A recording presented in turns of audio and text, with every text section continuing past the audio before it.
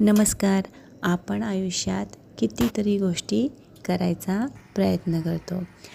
सकाळी देवाला नमस्कार करून कामाला सुरुवात केली की दिवस कसा छान जातो. आयुष्यात प्रत्येकजण काहीतरी मोठं करायचा प्रयत्न करतो. कुणाला नाव कमवायचं असतं, कुणाला पैसा, तर कुणाला स्वतःची ओळख निर्माण करायची असती. पण प्रयत्न करताना अडचणी येतात, लोक बोलतात, कधी अपयश येतं. तरीही आपण थांबायचं नाही, कारण प्रयत्न करणं हाच खरा विजय आहे. जो प्रयत्न करतो तोच शिकतो, वाढतो आणि पुढं जातो. अपयश आलं तर त्यातून अनुभव घ्या. लोक काय म्हणतील याचा विचार न करता मला काय करायचं आहे यावर आपण लक्ष दिलं पाहिजे. आणि हो, यश थोडी एका दिवसात मिळतं.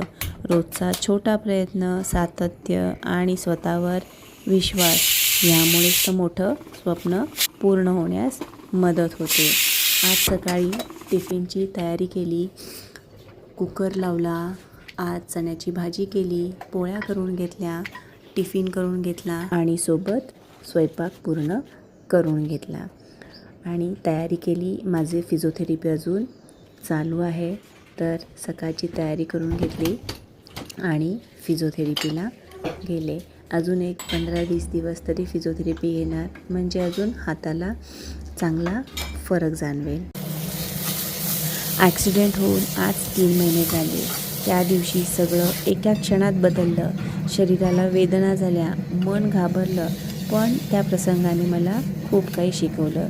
या 3 महिन्यात मला समजलं की आयुष्य किती अनमोल आहे. रोजचं उठणं, चालणं, काम करणं या साध्या गोष्टींची किंमत मला आता जास्त जाणवते. हो, रिकव्हरी सोपी नव्हती. कधी वेदना होत्या, कधी निराशा, पण हार मानली नाही. प्रत्येक दिवस थोडं थोडं पुढं जाण्याचा प्रयत्न केला. आज मी पूर्ण नाही, पण 80% बरी झाली आहे आणि आधीपेक्षा खूप मजबूत झाली आहे, शरीराने आणि मनाने पण.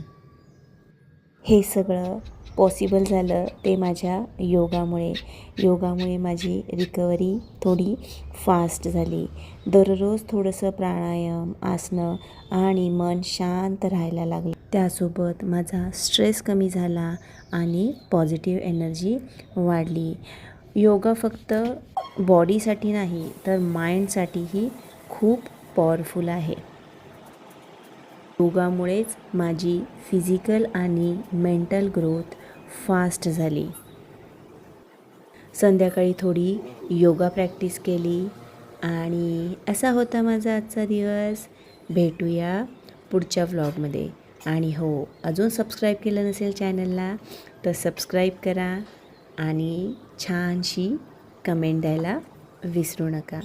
भेटूया पुढच्या व्लॉगमध्ये. बाय.